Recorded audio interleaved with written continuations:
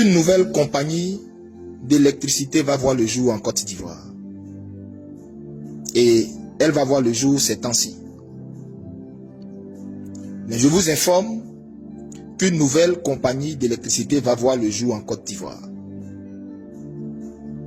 Ce n'est pas, et je ne crois pas, dans l'esprit, je ne crois pas que ça sera sous ce régime.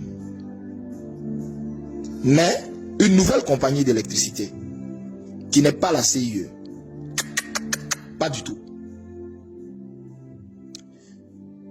Devant le siège de cette compagnie d'électricité, sur l'enseigne en haut, c'était écrit Shalom.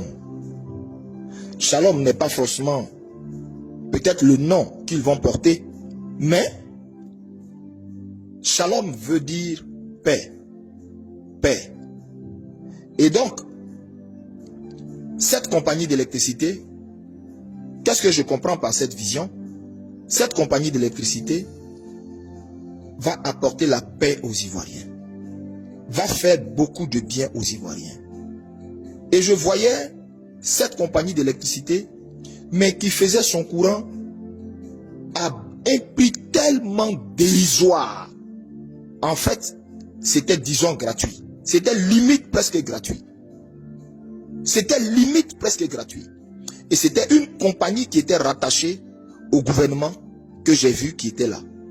C'est-à-dire le gouvernement que j'ai vu qui allait prendre place.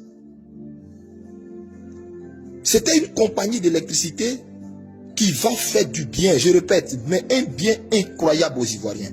Les Ivoiriens vont pouvoir allumer leur courant comme ils veulent, leur climatiseur comme ils veulent. C'était incroyable. Ça avait commencé à très bas prix. Mais je vous dis très bas prix, un prix dérisoire. Au fait, c'était limite cadeau.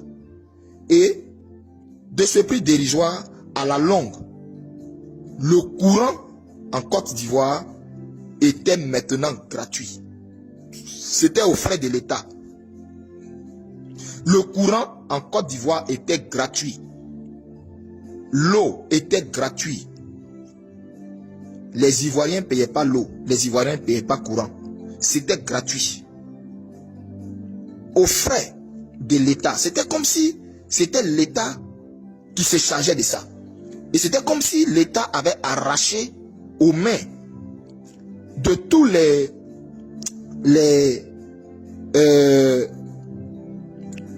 de toutes les compagnies étrangères. L'État avait arraché, avait annulé tous les contrats avec eux. Et l'État avait récupéré sa gestion de son énergie, son courant, son eau. Et c'était à disposition du peuple, gratuitement. Mais avant d'aborder le volet de la gratuité, c'était d'abord payant, mais à un prix dérisoire. C'est-à-dire, quand la facture même vient, pour quelqu'un qui est dans une villa de 7 pièces, je vous dis, écoutez bien ce que je dis. Quand la facture vient, la personne est choquée, il se demande s'il n'y a pas eu erreur dans cette nouvelle compagnie. Parce que la facture là, ça n'atteignait même pas 40 000, ni 50 000. Et petit à petit comme ça, jusqu'à ce que pour finir, l'État puisse maintenant mettre l'énergie, le courant gratuitement, l'eau gratuitement à disposition de la population.